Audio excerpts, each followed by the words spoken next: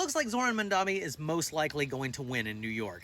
And the thing that I love the most about this is the message that it's going to send to Democrats and the DNC. The more excitement that they see that we have for a progressive, and really he's not that progressive if you look at places in Europe, but if they see that level of excitement from a progressive, then they're going to have no choice but to move to be more progressive if they want our votes. And one of the things I most want to see out of a candidate is one that says that they are going to hold all the people accountable for what is going on right now.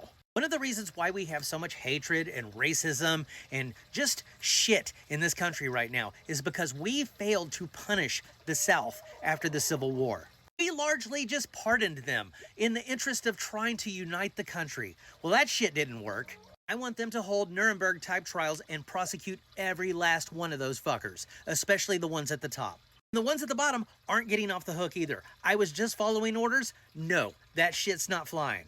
Most of these people are members of hate groups anyway. They deserve to be in prison. And I don't want to see any of this, we're going to select a committee to do a special investigation. No, fuck that. Arrest them all and give them a day in court. Let them figure it out there.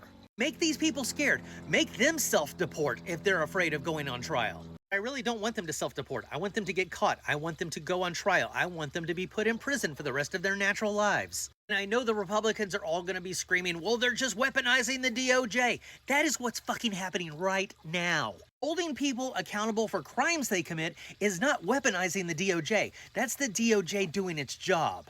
And the next thing I want to see is them closing every single loophole that the Heritage Foundation seemed to find to poke holes in our system. For instance, the Department of Justice head should not be selected by the president, or if it is, then they should be approved by an equal number of Republicans and Democrats. Also, in the interest of checks and balances, we should not count on the executive branch to keep the executive branch in check. What do I mean by that? President commits crimes.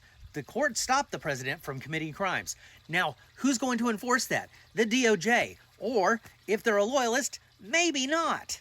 Also, we need a little bit more democracy in our democracy. We need to be able to vote on more things, like impeachments. For instance, if a Supreme Court justice lies in their confirmation hearing and they go against their oath, we should have the option to be able to impeach them. If our representatives do not listen to their constituents, then we should have the option to impeach them. Congress has been in gridlock my entire life. This would be a way to stop that. You're not representing us the way that we think we should be represented, you're out. Some of these might work, some of them might not, but it's better than doing nothing and just hoping that things eventually work themselves out, because they're never gonna.